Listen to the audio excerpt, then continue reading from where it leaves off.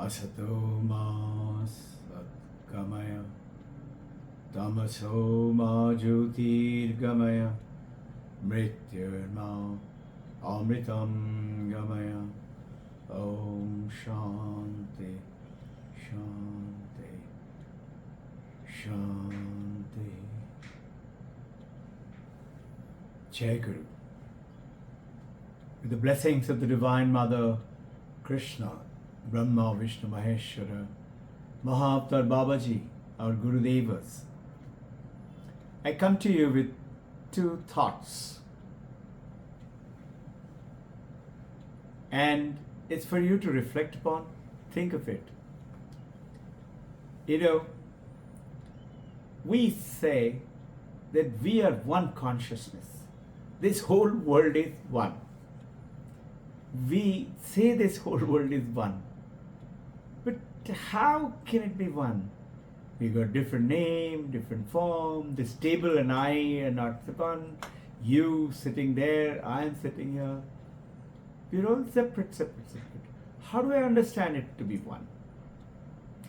So, something beautiful I heard, and this was quoted by Swami Sarvapriyananda, who was talking to us about, there is one of the greatest of the scientists, Wilkinson.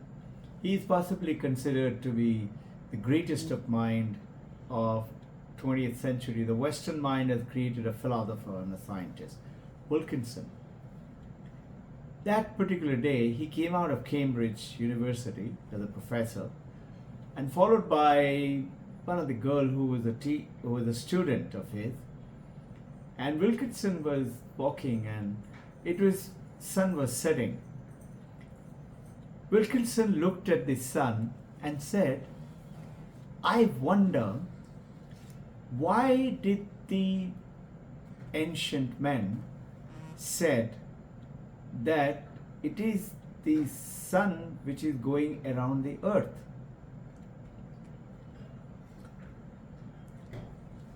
The girl said, the student, "Sir, because it looks like that.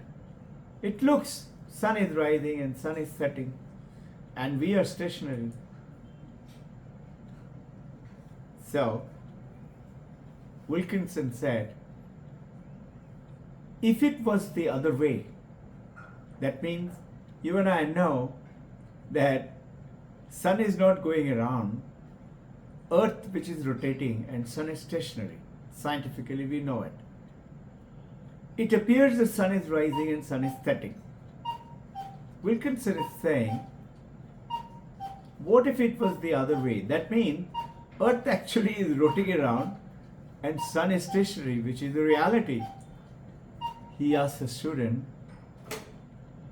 what would it then look like? Are you with me? This is exactly what it is. It is the earth which is going round and the sun is stationary. What would it look like? Exactly like this. And a beautiful analogy. We know that we are one consciousness and we have different name, body, form, function. But we are all actually one, but appeared to be separate. Sun appears to go round. Earth is stationary, appears to be. But it is the earth which is going around. And you and I appear to be different because of the name, body and a form, but actually we are one as per the Vedanta knowledge. Then, what would it look like? Exactly as it is looking now. It is looking we are separate, and whereas we are one consciousness.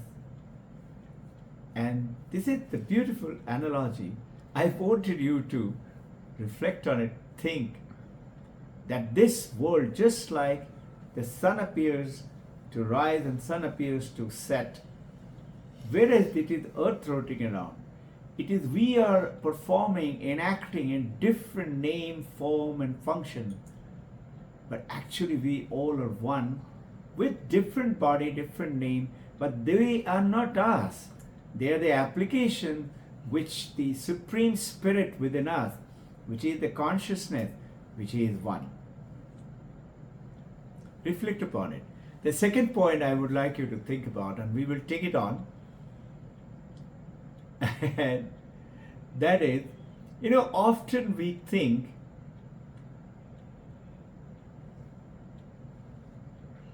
we love people.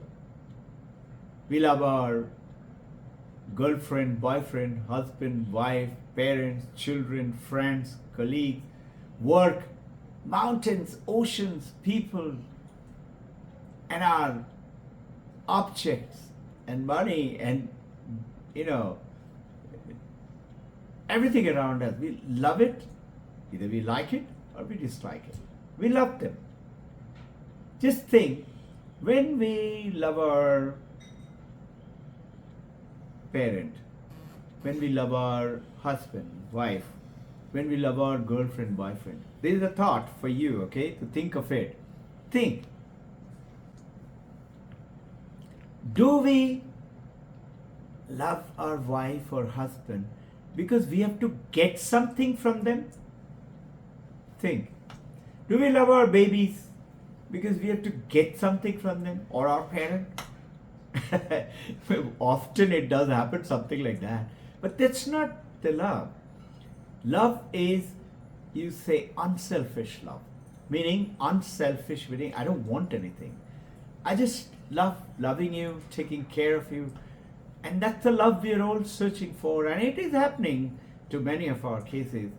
And that's why possibly the mother's love is considered to be the most ideal love in the world.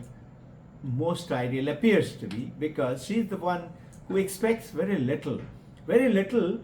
Mothers will say, no, we expect nothing. Actually, we do. We love to see the baby laughing, giggling, saying mama, saying dada. We love to see the baby coming and giving us a hug. I love the baby, but if the baby goes and gives somebody else a hug, I don't like it. So we do want something. And we also want something else. We like to see him growing up and becoming very successful and earning name, fame, money, property, and we say, I love my baby, he's successful. We do expect a little bit, but ideally just look at it. The point I'm trying to make, we mostly want to love them just because we love them. Yes, little at the periphery we expect something, but mostly it is we love them because we just love them. Tell me, why is it for loving God?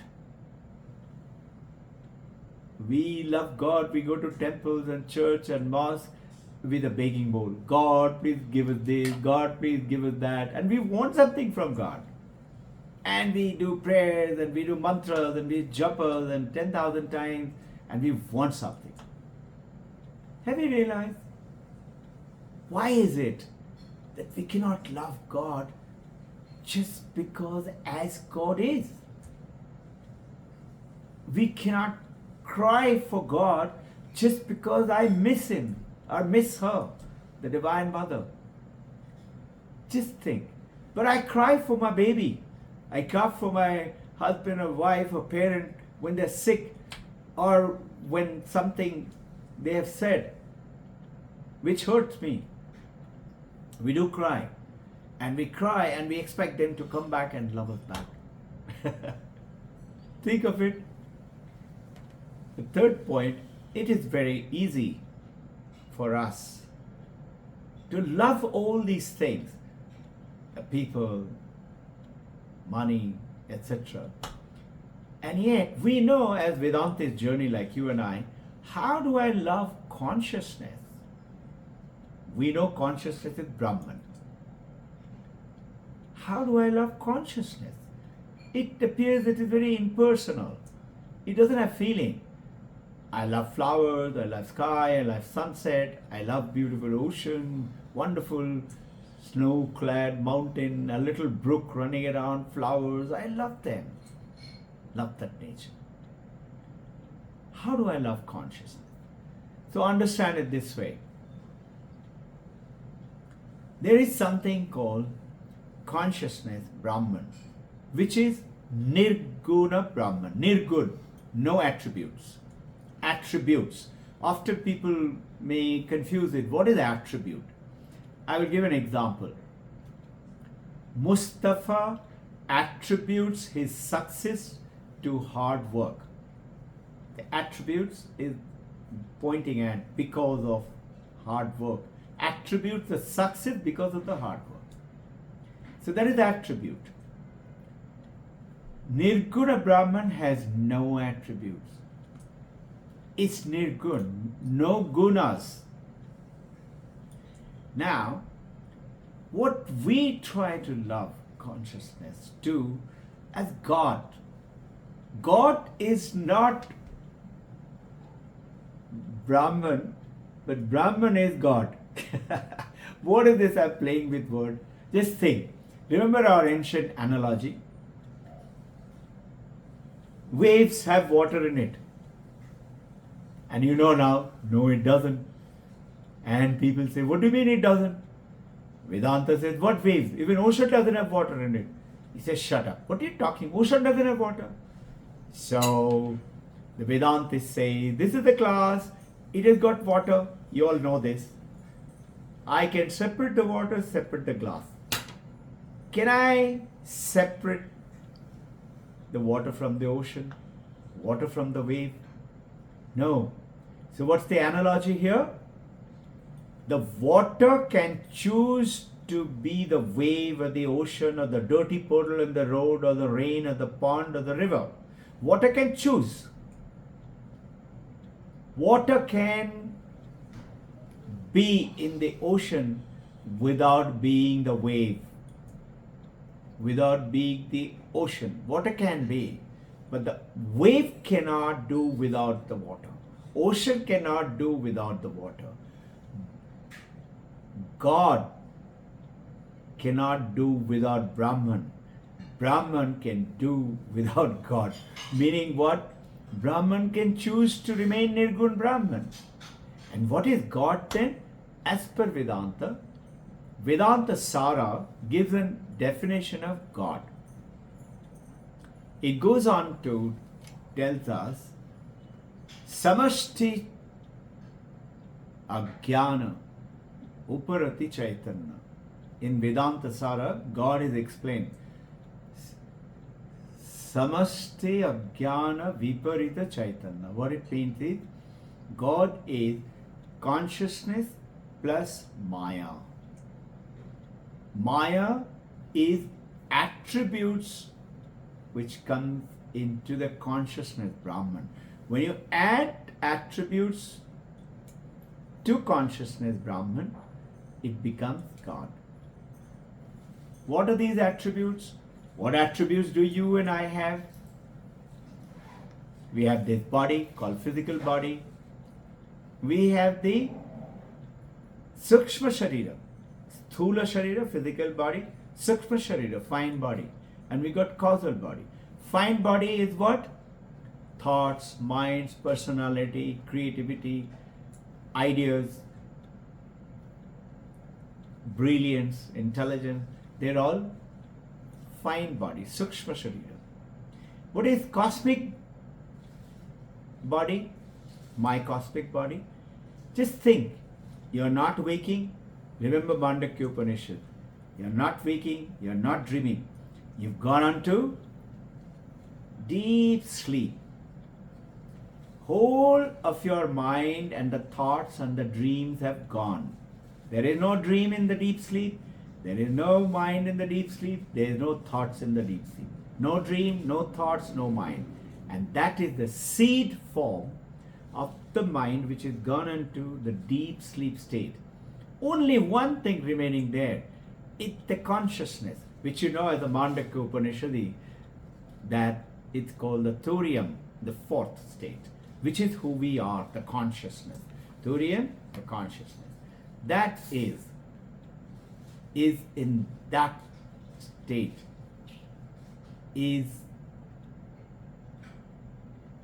that is our status right now. So, intention of loving God, coming to that point, is that God is that Maya, which is Brahman plus Maya. Maya is, in God's case, just like we have Sthula Sharira, God has Sthula Sharira. God has Sthula Sharira? Yes, all is the universe, the body, the mountain, the lake, the river, the galaxies, that Sthula Sharira, physical body of God, as per Vedanta. We have Sukshma Sharira. God too has Sukshma Sharira. Sukshma Sharira in God's case is all the minds in the world, in the universe, just like a giant computer tapping into all the computer. This giant is called Hiranyagarbha as per Vedanta. Hiranyagarbha, the giant mind. That's the God's mind. And that